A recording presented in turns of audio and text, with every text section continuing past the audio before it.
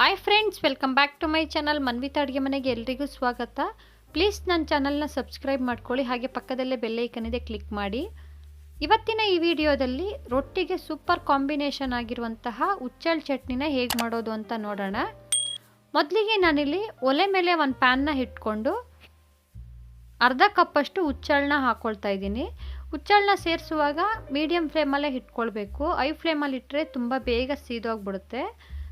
ನೋಡಿ, ಆದಷ್ಟು ಸಿಮ್ಮಲ್ಲಿ ಇಟ್ಕೊಂಡು ಈ ರೀತಿ ಒಂದು ನಿಮಿಷ ಹುರ್ಕೊಂಡ್ರೆ ಸಾಕು. ತುಂಬ ಹೊತ್ತೇನು ಟೈಮ್ ತಗೊಳ್ಳೋದಿಲ್ಲ ಹುಚ್ಚೆಳ್ಳು ಉರಿಯೋದು.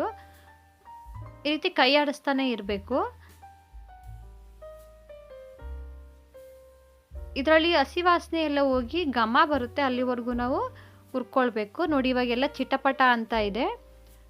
ಇವಾಗ ಮೆಣಸಿನ್ಕಾಯಿನ ಹಾಕ್ಕೊಳ್ತಾ ಇದ್ದೀನಿ. ನಾನಿಲ್ಲಿ 4 ಗುಂಟೂರು ಮೆಣಸಿನ್ಕಾಯಿ, 3 ಬ್ಯಾಡಗಿ ಮೆಣಸಿನ್ಕಾಯಿನ ಹಾಕ್ಕೊಂಡಿದ್ದೀನಿ.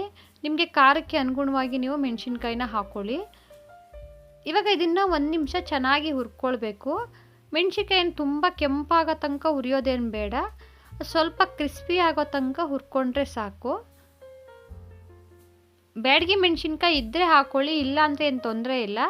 ಹಾಕ್ಕೊಳ್ಳೋದ್ರಿಂದ ಕಲರ್ ತುಂಬ ಚೆನ್ನಾಗಿ ಬರುತ್ತೆ. ನೋಡಿ, ಇವಾಗ ಮೆಣಸಿನ್ಕಾಯಿನೂ ಚೆನ್ನಾಗೆಲ್ಲ ಫ್ರೈ ಆಗಿದೆ. ಇವಾಗ ಫ್ಲೇಮ್ನ ಆಫ್ ಮಾಡಿಕೊಂಡು ಇದು ಕಂಪ್ಲೀಟಾಗಿ ತಣ್ಣಗಾಗೋದಕ್ಕೆ ಬಿಡೋಣ. ಹುರಿದು ಇಟ್ಕೊಂಡಿರುವಂತಹ ಹುಚ್ಚೆಳ್ಳೆಲ್ಲ ತಣ್ಣಗಾದ ನಂತರ ಚಟ್ನಿನ ರುಬ್ಕೊಳ್ಳೋದಕ್ಕೆ ಒಂದು ಮಿಕ್ಸಿ ಜಾರ್ಗೆ 2 ಸ್ಪೂನಷ್ಟು ಹುರ್ಗಡ್ಲೆನ ಹಾಕ್ಕೊಂಡಿದ್ದೀನಿ. ಹಾಗೆ ಹುರಿದಿಟ್ಕೊಂಡಿರುವಂತಹ ಒಣಗಿದ ಮೆಣಸಿನ್ಕಾಯಿ, ಹುಚ್ಚೆಳ್ಳನ್ನ ಹಾಕ್ಕೊಳ್ತಾ ಇದ್ದೀನಿ. ಹಾಗೆ ಸ್ವಲ್ಪ ಕೊತ್ತಂಬರಿ ಸೊಪ್ಪು, ಒಂದು 3 ರಿಂದ 4 ಎಲೆ ಕರಿಬೇವು, ಒಂದು ಅರ್ಧ ಕಪ್ಪಷ್ಟು ಕಾಯಿ ತುರಿನ ತೊಗೊಂಡಿದ್ದೀನಿ. ಹಾಗೆ ಒಂದು ಸ್ವಲ್ಪ ಹುಣಸೆಹಣ್ಣು ತೊಗೊಂಡಿದ್ದೀನಿ. ನೋಡಿ, ಹುಣಸೆಹಣ್ಣು ಸ್ವಲ್ಪನೇ ಹಾಕ್ಕೊಳ್ಳಿ, ತುಂಬ ಜಾಸ್ತಿ ಆಗಿಬಿಟ್ರೆ ಹುಳಿಯ ಅಂಶ ಜಾಸ್ತಿ ಆಗಿಬಿಡುತ್ತೆ. ಇವಾಗ ರುಚಿಗೆ ತಕ್ಕಷ್ಟು ಉಪ್ಪು ಹಾಕ್ಕೊಂಡು ಸ್ವಲ್ಪ ನೀರನ್ನ ಹಾಕ್ಕೊಂಡು ನೈಸಾಗಿ ರುಬ್ಕೊಂಡಿದ್ದೀನಿ. ಆದಷ್ಟು ನಿಮಗೆ ಎಷ್ಟು ನೈಸಾಗಿ ಆಗುತ್ತೋ ಅಷ್ಟು ನೈಸಾಗಿ ರುಬ್ಕೊಳ್ಬೇಕು. ನಿಮಗೆ ಬೇಕು ಅಂದರೆ ಇದಕ್ಕೆ ಒಗ್ಗರಣೆನೂ ಹಾಕ್ಕೊಳ್ಬೋದು, ಅಥವಾ ಹಾಗೇನು ಸರ್ವ್ ಮಾಡ್ಕೊಳ್ಬೋದು. ಬಿಸಿ ಬಿಸಿ ರಾಗಿ ರೊಟ್ಟಿ ಜೊತೆ ಈ ರೀತಿ ಹುಚ್ಚೆಳ್ಳು ಚಟ್ನಿನ ಮಾಡ್ಕೊಂಡು ತಿಂತಾ ಇದ್ದರೆ 3 ರೊಟ್ಟಿ ತಿನ್ನೋರು 6 ರೊಟ್ಟಿ ತಿನ್ನೋದು ಗ್ಯಾರಂಟಿ, ಅಷ್ಟೊಂದು ರುಚಿಯಾಗಿರುತ್ತೆ. ಹಳ್ಳಿ ಕಡೆ ಈ ರೀತಿ ಚಟ್ನಿನ ಹೆಚ್ಚಾಗಿ ಮಾಡ್ತಾರೆ. ಅದರಲ್ಲೂ ರಾಗಿ ರೊಟ್ಟಿಗೆ ಈ ರೀತಿ ಚಟ್ನಿನ ಮಾಡಿಕೊಂಡು ಬೆಣ್ಣೆ ಹಾಕ್ಕೊಂಡು ತಿಂತಾ ಇದ್ದರೆ ಆಹಾ ಅನ್ನೋಷ್ಟು ರುಚಿಯಾಗಿರುತ್ತೆ.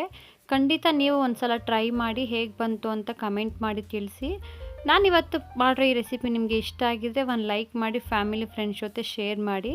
ವಿಡಿಯೋ ನೋಡಿದ್ದಕ್ಕೆ ಎಲ್ರಿಗೂ ಧನ್ಯವಾದಗಳು.